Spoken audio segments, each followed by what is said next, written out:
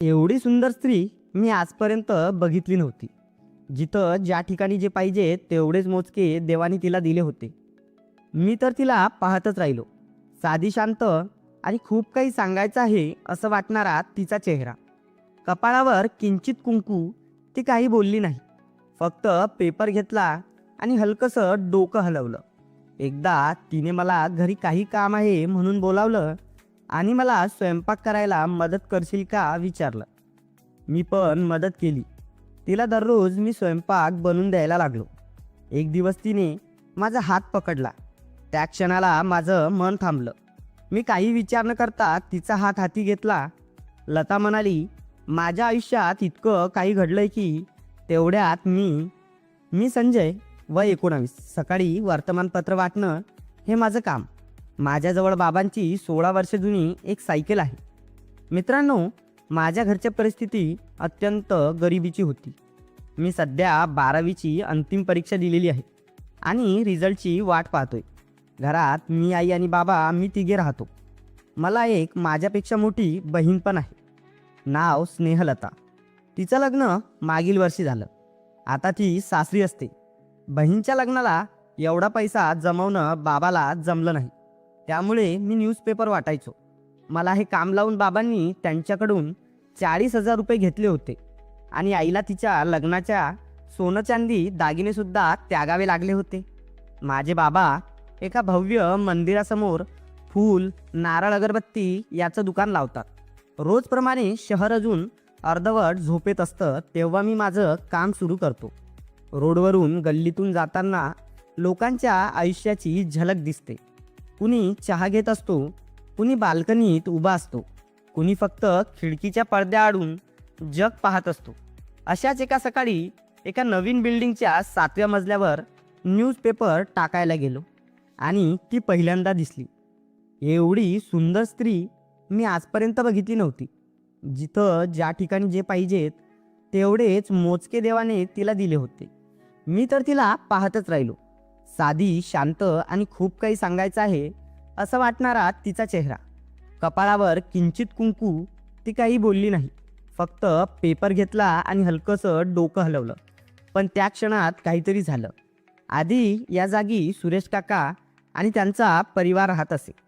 आता बहुतेक ते दुसरीकडे गेले असावेत आणि त्यांनी हे घर भाड्याने घेतलं असावं असाच विचार करत मी होतो. म्हणून मी विचारलं, मॅडम तुम्ही नवीन आहात का इथं? त्यांनी मान वर केली आणि हो म्हटलं.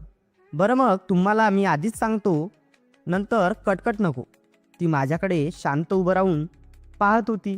हे बघा, माझा न्यूजपेपरचा महिना हा 450 रुपये आहे.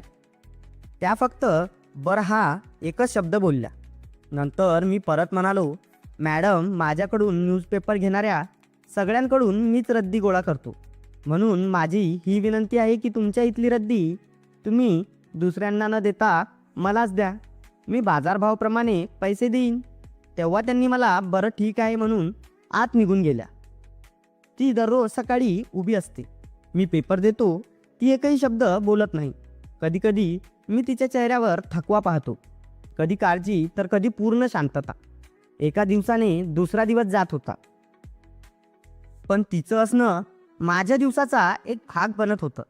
अगदी नकळत माझ्या मनात प्रश्न होते, ती कोण असेल? एकटी का राहते? तिच्या घरात दुसरं कोणीच दिसत नाही, आवाजही नाही, भांडी वाजवायचाही नाही, कदाचित ते अनाथ तर नाही ना? मग एका सकाळी मी न्यूजपेपर वाटप करून इमारतीच्या बाहेर माझ्या जुन्या चहावाल्याजवळून एक चहा घेतला आणि तिथंच बाकड्यावर बसून चहा पित होतो. तेवढ्यात चहावाला आणि इमारतीमधला अनोळखी माणूस यांच्यात बोलणं चालू होतं. मी त्यांची चर्चा ऐकत होतो. तोच मला चहावाल्याकडून एक वाक्य ऐकायला आलं, ती मॅडम, तिचा नवरा गेल्या वर्षी अपघातात गेला, मुलबाळ नाही, आता इथे नोकरीसाठी राहते. त्या दिवशी मला ऐकून वाईट वाटलं. मला मॅडमबाईविषयी सहानुभूती होती. सकाळी 7 वाजता हे शहर हळूहळू जागं होतं. काही चौकात भजी तळली जात होती, काही चहाच्या टपऱ्यावर ऊन उतरायला लागलं होतं. पण माझं लक्ष गेलं होतं त्या एका 7व्या मजल्याच्या बाल्कनीकडे. ती तिथं रोज उभी असते. ती ज्याचं नावही मला ठाऊक नाही. एक अनोळखी चेहरा, पण अजूनही अपरिचित असलेला. ती काही बोलत नाही, फक्त पेपर घेताना हलकंसं डोकं हलवते. कधी माझ्याकडे पाहतही नाही. पण मला तिच्यात एक अशी शांतता दिसते जी सहसा लोक टाळतात. आणि म्हणूनच बहुतेक मी तिकडे ओढला जातोय. दिवसामागून दिवस जात होते आणि माझा 12वीचा रिझल्ट लागला. मला 92% एवढे मार्क मिळाले होते. बाबा, आई, ताई प्रचंड खुश होते. त्यामुळे बाबांनी पेढ्याचे 5-6 डबे आणले होते. ते काही आईने आमच्या शेजारच्यामध्ये वाटप केले, पण त्यातून 3 डबे उरले. म्हणून रात्री जेवताना बाबा म्हणाले, संजय, अरे तू जिथं जिथं न्यूजपेपर वाटतो तिथं तर ते तुझ्या ओळखीचे झाले असतील आता. हो बाबा, मी म्हणालो. अरे मग त्यांना कळलं की तू एवढ्या मार्कांनी पास झाला तर नक्कीच तुला पेढे मागतील. हो, कदाचित मागतीलही, मी संकोच करत उत्तर दिलं. त्यावर बाबा म्हणाले, बरं मग असं कर, आपल्याकडे मी आणलेल्या पेढ्यांच्या डब्यांमधून 3 डबे उरले आहेत. हे सकाळी सोबत घेऊन जा आणि प्रत्येकाला दे. बाबांच्या चेहऱ्यावर हसू होतं. एवढं खुश मी त्यांना कधीच बघितलं नाही. माझे बाबा 5वी नापास आहेत, पण शिक्षणाचं महत्त्व त्यांना ठाऊक आहे. मग आता 12वी संपली, आता काय करायचं आहे तुला, बाबा विचारत होते. मी इंजिनिअरिंग करायचा विचार करतोय बाबा. माझं उत्तर ऐकून बाबा परत म्हणाले, बरं तुला वाटील ते तू कर. त्या रात्री मला झोपच लागत नव्हती. एवढे मार्क पडल्यावर आता तुम्हीच सांगा दोस्त हो, कशी झोप लागेल. त्यात कुठंतरी मॅडमजीचा विचारही माझ्या डोक्यात येत होता. मी सकाळी लवकर उठून तयार झालो. अंघोळ करून मी आधी देवपूजा केली आणि आज नवीन कपडे पण घातले. न्यूजपेपर सायकल मागे रॅकवरती ठेवले आणि पेढ्यांचे डबे पण सोबत घेऊन निघालो. मला असं वाटत होतं जणू मी कोणत्या तरी मोठ्या मोहीमवरती निघालो आहे. न्यूजपेपर आणि पेढे सोबतच वाटप करत होतो. लोक पण तोंड भरून माझी प्रशंसा करत होते. काही लोक तर त्यांच्या मुलांना सुद्धा माझ्यामुळे फटकारत होते. बघ किती हुशार आणि मेहनती मुलगा आहे, न्यूजपेपर वाटून शाळा शिकतो आणि तू बघ नुसतं फिरतो आणि अभ्यासाच्या नावाखाली शून्य. माझी स्तुती ऐकून मला भारी वाटत होतं, पण सोबतच हे दुःख होतं, जो आईबाबांचे बोलणे ऐकत आहे ते फक्त माझ्यामुळे. त्यालाही वाटलं असेल की मी का आलो त्यांच्या घरी. सर्वांना पेढे वाटून झाले होते आणि आता फक्त मॅडमजींना द्यायचे होते. म्हणून मी त्यांच्या दाराजवळ जाऊन बेल वाजवली. मॅडमजींनी दरवाजा उघडला आणि मला बघून विचारलं, एवढे नवीन कपडे आज, काही विशेष. मी हो म्हणालो. काल माझा 12वीचा निकाल आला. मला 92% मार्क मिळाले. हे ऐकून मॅडम तर आश्चर्यचकित झाली होती. मी तिला पेढे पण दिले. एवढ्या दिवसात मॅडमना मी आज हसताना पाहत होतो. त्यांनीही माझी खूप प्रशंसा केली. आज तिचं हास्य थोडं वेगळं वाटलं. एरवीपेक्षा थोडं अधिक क्षणभर थांबलं होतं. तिच्या चेहऱ्यावर थोडासा प्रकाश उमटला होता. जणू काही सकाळचं कोवळं ऊन तिच्या मनात क्षणभर विसावलेलं होतं. कधी कधी मला वाटायचं, का बरं मी तिच्याकडे इतकं बघतो. कारण ती सुंदर आहे, कुणी तिची वाट पाहत नसावं असं वाटायचं. तिच्या दारात दुसरा पेपर नाही, कोणाचा आवाज नाही, फोनची रिंगही नाही. मी कधी ऐकली नाही. माझं मन अलीकडे थांबायला लागलं होतं. त्या 7व्या मजल्यावर दररोज काही क्षण मी तिच्यासाठी जगतोय असं वाटायला लागलं आहे. त्या दिवशी सकाळ काहीशी कुंद होती. आकाश धुसर होतं आणि माझ्या चप्पल खालची रस्त्यात थांबलेलं पाणी थोडं जास्तच जाणवत होतं. हातातल्या न्यूजपेपरात पावसाचा सुगंध ओलसरपणातून झिरपत होता. मी तिच्या बिल्डिंगपाशी पोहोचलो आणि नेहमीसारखा नजर उचलली. ती तिथं होती. बाल्कनीत ओल्या वाऱ्यात तिचे केस थोडेसे उडत होते.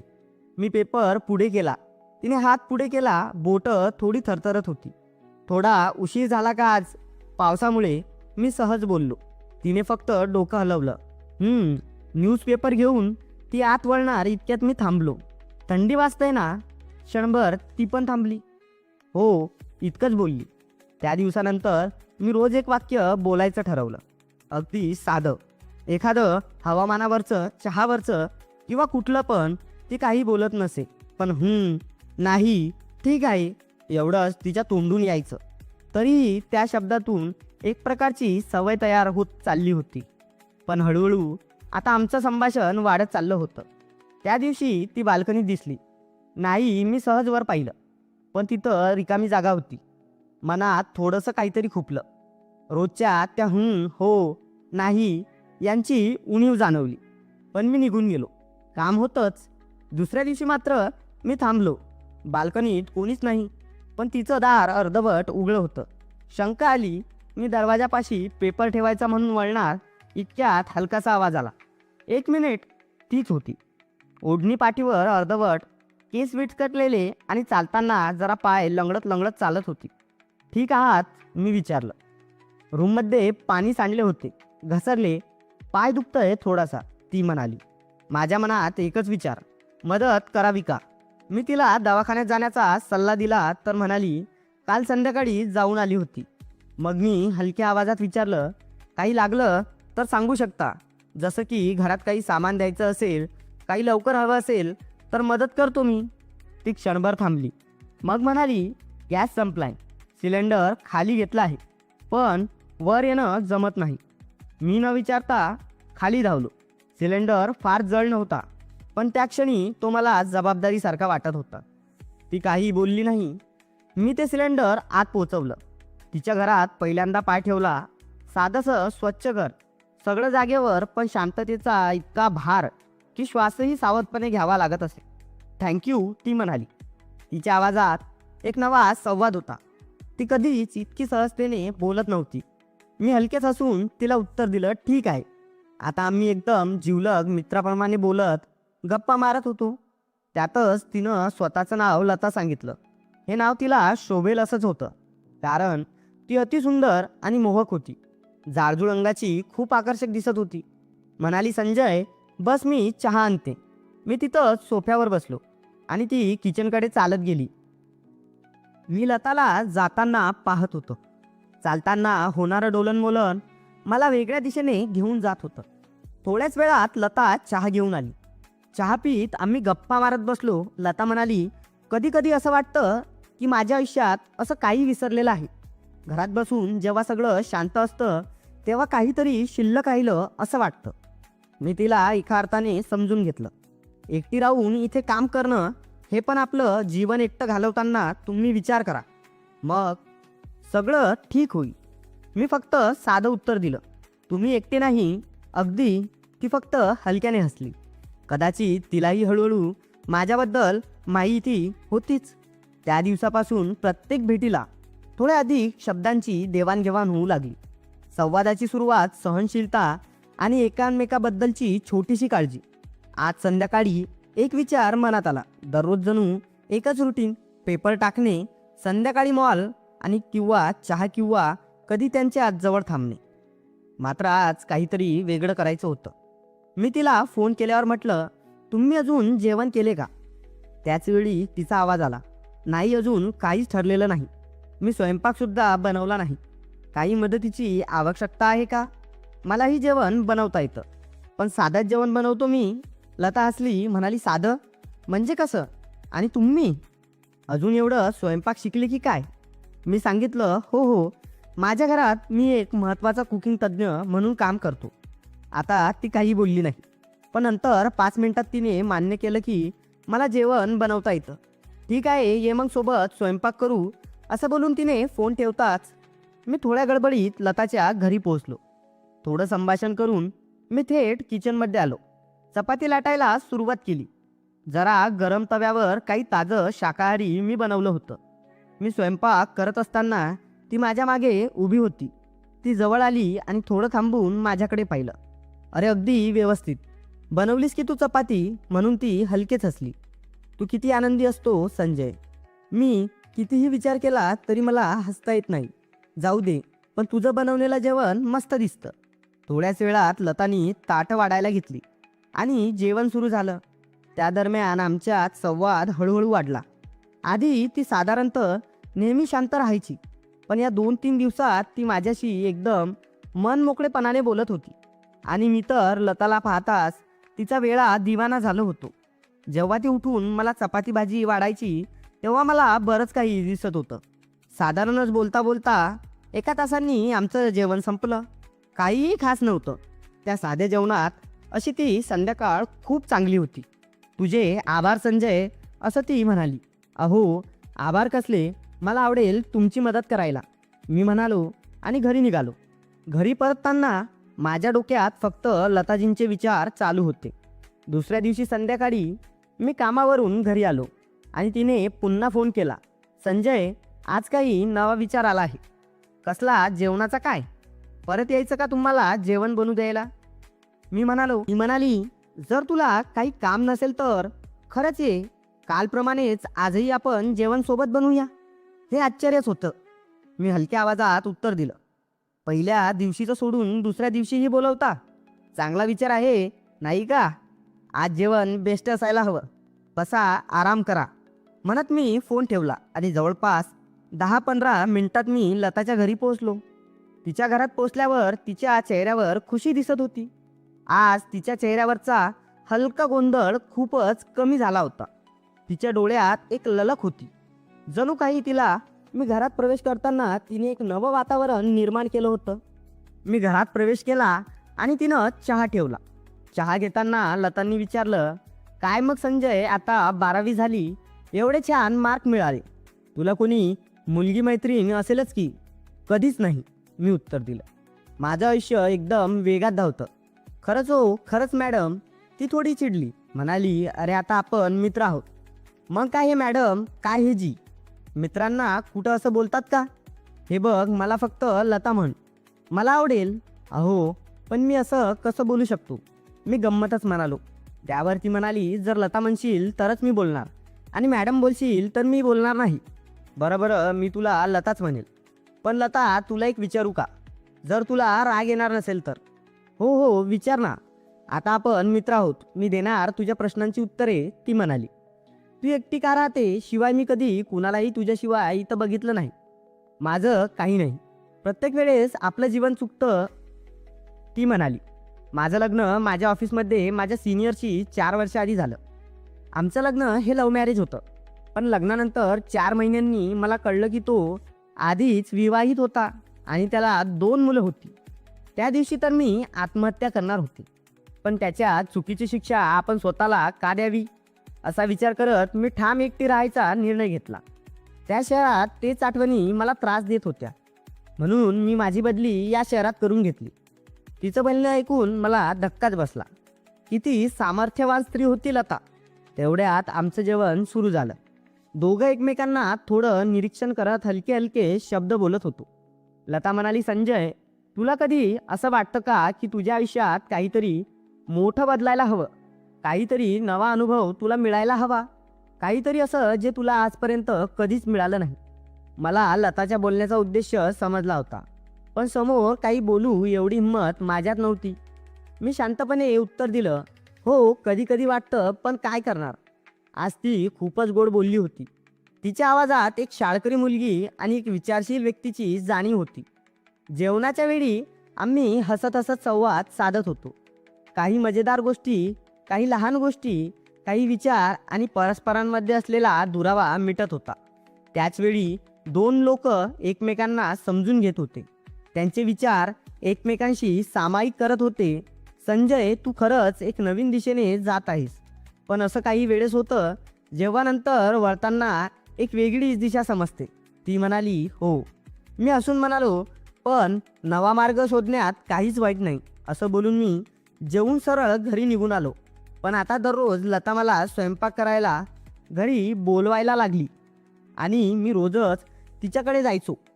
सकाळी पेपर टाकून परत न जाता थेट तिच्या घरी जायचो. लता गोड बोलायची, हसून स्वागत करायची. आता तर ती माझ्यासोबत स्वयंपाकही करत होती. मी पालेभाजी चिरायचो, ती फोडणी टाकायची. दोघं खूप हसायचो.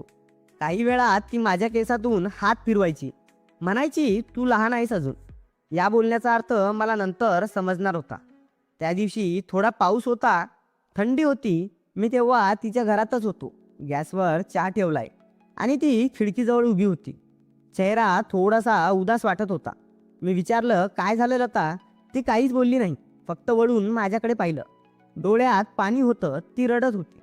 संजू, ती हळूच बोलली, एवढं कोणासाठी आजपर्यंत वाटलं हेच समजत नाही, पण तू रोज येतोस, बोलतोस, हसवतोस, मला जिवंत असल्यासारखं वाटतं. तू आलास की माझं सगळं टेन्शन दुःख विसरून जाते. मी तिच्याजवळ गेलो. ती माझ्याजवळ आली आणि काही वेळ ती तशीच उभी राहिली. मी तिचे डोळे पुसले, तिचा हात पकडला. त्या क्षणाला माझं मन थांबलं. मी काही विचार न करता तिचा हात माझ्या हाती घेतला. लता म्हणाली, माझ्या आयुष्यात इतकं काही घडलंय की कुणाला जवळ करावंसं वाटत नाही, पण तू वेगळा आहेस हे मी ओळखलं. प्रत्येक पुरुष जर तुझ्या एवढा विचारी, समजदार, दुसऱ्यांची काळजी करणारा असेल, समजून घेणारा असेल, मी आजपर्यंत बघितला नाही. असं म्हणून ती मला चुंबन घ्यायला लागली. मी पण तिला चुंबन घ्यायला लागलो. बघता बघता आम्ही एवढ्या जवळ आलो की श्वासाचंही अंतर उरलं नाही. आम्ही एकत्र होतो जणू सगळं विसरून. ती तिच्या वेदना विसरली आणि मी माझं वय. 3-4 तास आम्ही सोबतच होतो. मी माझे कपडे नीट करत होतो. सगळे अस्ताव्यस्त झाले होते. तेवढ्यात मला घरून फोन आला. बाबांचा होता. काय बोलावं कळत नव्हतं, पण मी फोन उचलला आणि मित्राच्या इथे आहे, उशीर होईल सांगून घाई गडबडीत फोन ठेवला. लता उठून बसलेली होती. मी तिला विचारलं, हे योग्य आहे का? लता ती हसली, म्हणाली, कधी कधी योग्य की अयोग्य हे नात्यांपेक्षा कमी महत्त्वाचं असतं आणि हे नातं फक्त आपल्याला समजलेलं आहे. त्या दिवसानंतर माझ्यासाठी सर्व जग बदललं होतं. आम्ही रोज भेटत होतोच, पण पुढे या कहाणीत असं वळण येणार मला स्वप्नातही वाटलं नव्हतं. एक दिवस सकाळी तिच्या घरी पोचलो. नेहमीप्रमाणे स्वयंपाक करत होतो. मी भाजी चिरत होतो आणि ती गॅसजवळ येऊन उभी होती. अचानक मी विचारलं, लता, एक विचारू का गं? ती वळून बघायला लागली. विचार ना संजू, म्हणजे मी तुला आवडतो का खरंच? ती काही क्षण गप्प होती, मग हळूच हसली. तिच्या नजरेत खूप काही होतं. ती जवळ आली आणि म्हणाली, हो संजू, तू मला खूप आवडतो. तू आल्यावर घरात जीव येतो, पण सुख फार काळ टिकत नाही म्हणतात ना, तसंच काहीसं आमचं झालं. त्या सकाळी नेहमीप्रमाणे मी कधी एकदा तिच्याकडे जातोय असं झालं होतं, पण दरवाजा उघडल्यावर तिचा चेहरा वेगळाच दिसला. लता, सगळं ठीक आहे ना? ती काहीच बोलली नाही, फक्त एका नजरेनं मला आत बोलावलं. मी आत गेलो आणि तिच्या चेहऱ्याकडे पाहून विचारलं, काही बोलशील का आता? ती थोडा वेळ शांत बसली, मग म्हणाली, संजू, माझं लग्न ठरलंय घरच्यांनी. त्या एका वाक्यानं माझ्या अंगावर काटा आला. क्षणभर काहीच ऐकू येईना, फक्त तिचं बोलणं चालू होतं. लताच्या मामाच्या गावी एक माणूस आहे. 2 मुलं आहेत त्याची, पण घर संपन्न आहे, कशाची कमी नाही. आईचं म्हणणं आहे की आता माझं एकटं राहणं बरोबर नाही. लोक काय म्हणतील? मग तू काहीच नाही बोललीस त्यांना? मी विचारलं. सांगितलं, खूप सांगितलं, पण त्यांना वाटतं मी अजूनही त्यांची जबाबदारी आहे. मी काहीच करू शकत नाही संजू. तिचं बोलणं ऐकून मी डोळे मिटले. काही क्षण मला रडायचं वाटलं. मी तसाच रागात निघून आलो. त्या दिवशी मी न्यूजपेपरही वाटले नाही.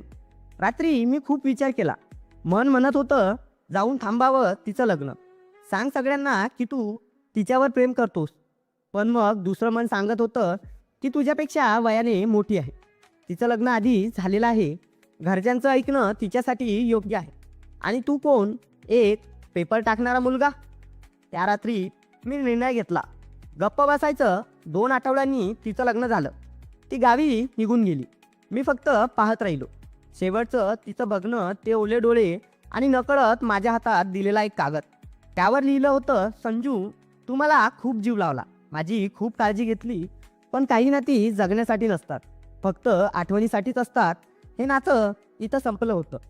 तर माझ्या जिवलग मित्रांनो, कशी वाटली तुम्हाला ही कथा मला कमेंटमध्ये सांगा, आणि व्हिडिओ आवडल्यास एक लाईक व चॅनलला सबस्क्राईब नक्की करा. परत भेटू अशाच एका नवीन कथेत.